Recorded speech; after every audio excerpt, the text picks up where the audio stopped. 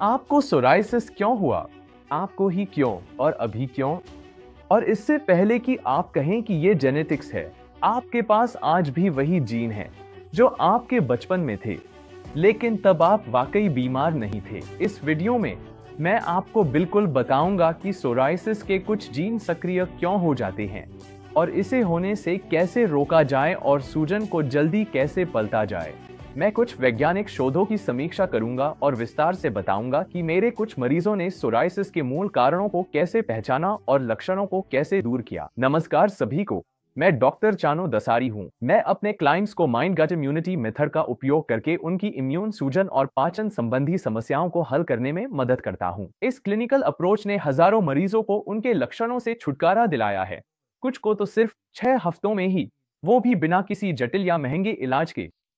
यह सामग्री मेरी माइंड गट इम्यूनिटी अकादमी से है, जहां आप जैसे लोग हमेशा के लिए अपने सोराइसिस के लक्षणों को हराना सीखते हैं, भले ही डायग्नोसिस स्पष्ट न हो।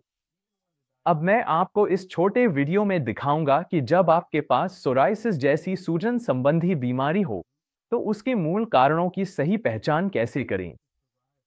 मैं आपको बताऊंगा कि कौन सी चीजें खराब जीन को सक्रिय करती हैं, इसे अपने अंदर होने से कैसे रोकें और वास्तव में क्या काम करता है। इसके अलावा मैं आपको कुछ बहुत उपयोगी टिप्स दूंगा कि सोराइसिस की सूजन के लिए अपनी योजना बनाते समय किन 5 क्षेत्रों पर आपको विशेष ध्यान केंद्रित करना चाहिए। अब इससे पहले कि हम आगे बढ़े, लाइक और सब्सक्राइब करना न भूलें और नोटिफिकेशन बेल दबाएं ताकि आप हमेशा अपडेट रहें। ये वीडियो उन सभी लोगों के लिए जरूरी है जो सोराइसिस के लक्षणों को हमेशा के लिए उलटने की कोशिश कर रही हैं। और यह वाकई में बहुत उपयोगी जानकारी है जो शायद आपको कहीं और नहीं मिलेगी। अब बात करते हैं सोराइसिस के मूल कारणों की। सबसे बड़ी गलती जो मैं लोगों में देखता हूं, वह यह है कि वे मान लेते हैं कि खराब जीन ही उनके सोराइसिस का कारण है। और आप सोच सकते हैं, अगर जीन ही समस्या है तो मुझे ये दिक्कतें पहले क्यों नहीं हुई। अब मैं बताना चाहता हूं कि लोगों के पास ऐसे जीन होते हैं जो इम्यून रिएक्शन ट्रिगर करते हैं। ये immune reaction histamine, auto antibodies या बीटी लिम्फोसाइट्स, विशेष सफेद रक्त कोशिकाएं से आ सकते हैं। ये सब मिलकर प्रतिक्रिया को मजबूत बना सकते हैं, यानी आपकी कोशिकाओं पर हमला कर सकते हैं। इम्यून सिस्टम समय के साथ ट्रिगर होता है, जिससे सूजन के जरिए धीरे धीरे नुकसान होता है। और असल में सूजन के कारण यह जानना बहुत मुश्किल हो जाता है कि लक्षण कब शुरू हुए या सोराइसिस असल में कब विकसित हुआ।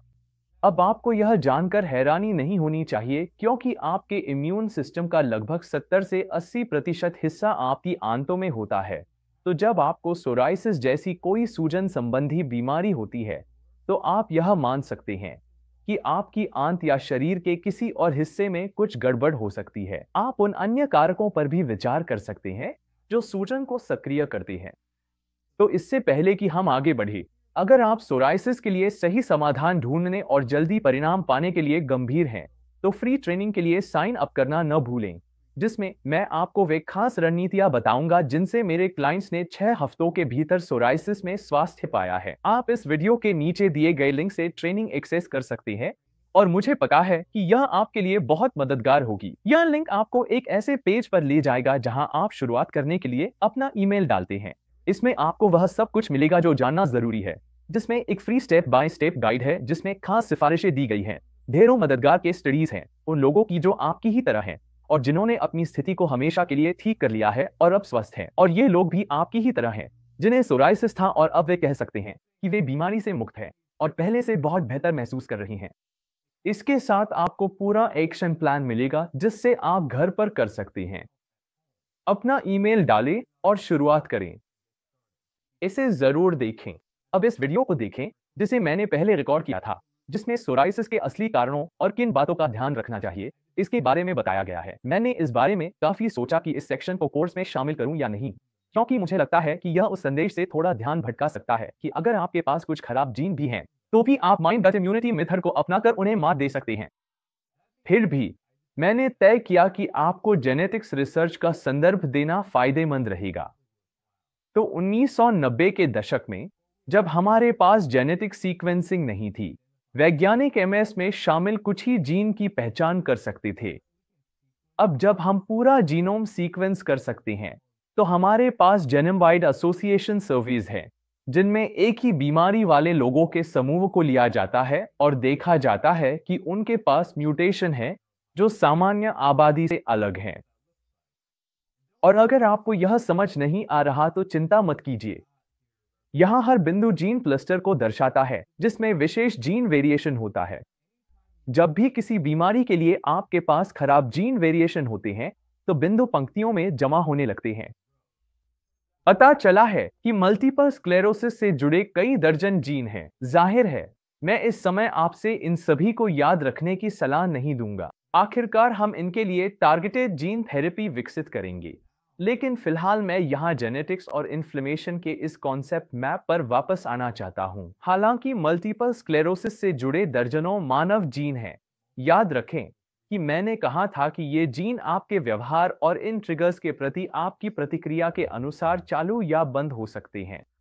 दूसरी बात, शरीर की हर कोशिका हर जीन का इस्तेमाल नहीं करती। यहाँ सबसे महत्वपूर्ण बात यह है कि चाहे आपके पास कहें तो अच्छे जीन हो या बुरे जीन जो इन्फ्लेमेशन का कारण बनते हैं, वे हमेशा सक्रिय नहीं रहते। आपके पास इन्हें नियंत्रित करने की क्षमता है, लेकिन आपको यह सीखने की जरूरत है कि कैसे।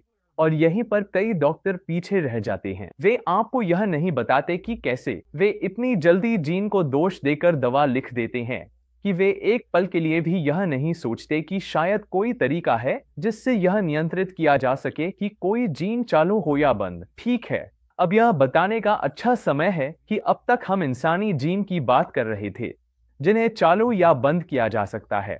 लेकिन याद रखिए कि हमारा शरीर भी अरबों सूक्ष्मजीवों का घर है। इन सूक्ष्मजीवों के पास अपनी डीएनए होती है जो सूजन पैदा करने वाले मेटाबोलाइट्स बना सकती है।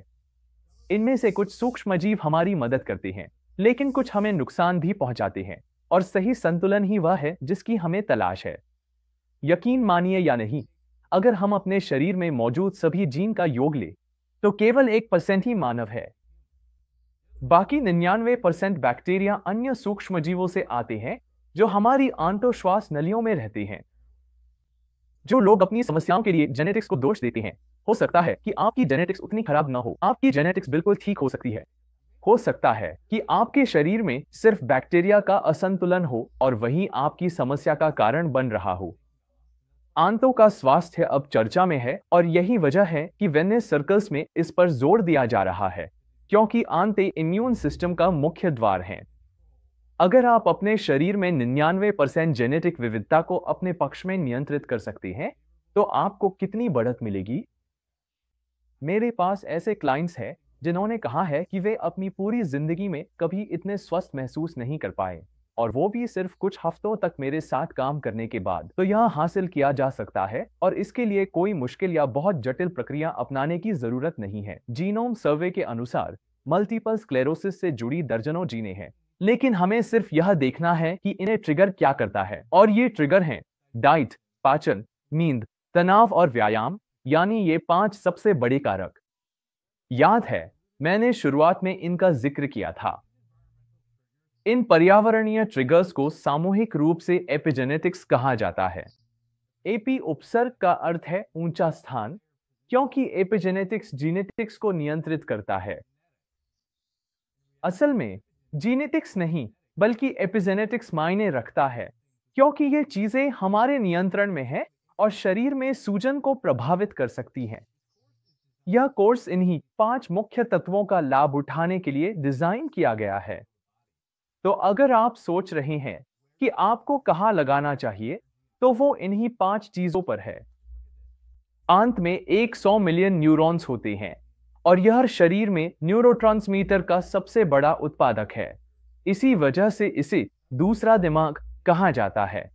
यह 1 ट्रिलियन इम्यून कोशिकाओं का भी घर है, जिसका मतलब है कि आपकी इम्यून सिस्टम का अधिकांश हिस्सा वास्तव में आंत में ही होता है। तो वे कौन से सिद्धांत हैं जिनका हम लाभ उठाकर इस धुरी के तीनों हिस्सों को अनुकूल रूप से बेहतर बना सकते हैं?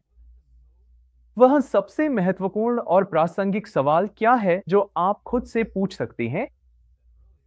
जवाब, जैसा कि मैंने पहले भी कहा है, वे 5 बड़े एपिजेनेटिक पर्यावरणीय ट्रिगर हैं आहार, पाचन, नींद, तनाव और व्यायाम। ये वही 5 कारक है जिनका मैंने जिक्र किया था। अगर मुझे इन श्रेणियों में प्रतिशत बांटना हो तो मैं कहूंगा कि आहार लगभग 1/3 है और पाचन भी लगभग 1/3 है। तो मिलाकर ये दोनों आधे से ज्यादा प्रभाव डालते हैं। और इसका कारण यह है कि आपकी इम्यून सिस्टम का अधिकांश हिस्सा आपकी आंत में है और आपकी आनुवांशिक विविधता का अधिकांश हिस्सा भी आपकी आंत में है, सूक्ष्म जीवों के रूप में। तो आपकी आंत में क्या जाता है, आपकी आंत में क्या रहता है और आपकी आंत से क्या बाहर जाता है, वही सूजन को निर्धारित करता है। बिल्कुल इतना ही सीधा है।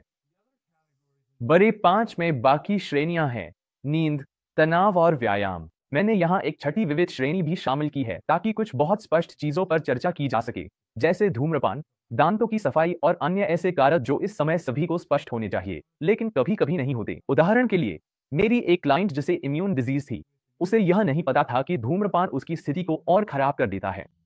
मेरे पास एक क्लाइंट जो नियमित फ्लॉस माउथवॉश नहीं करती थी, उसे जोड़ों में दर्द, मुंह में छाले हो गए।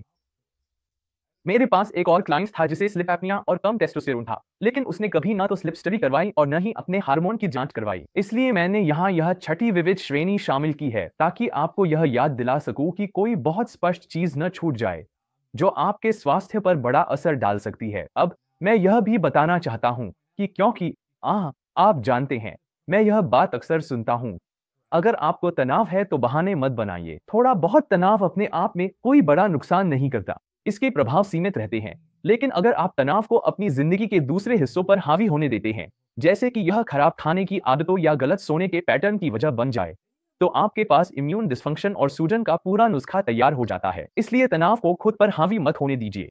यह इस प्रक्रिया का छोटा हिस्सा है और माइंड गट इम्यूनिटी मेथड में महारत हासिल करने के लिए इन 5 सिद्धांतों को समर्पित रहना होगा।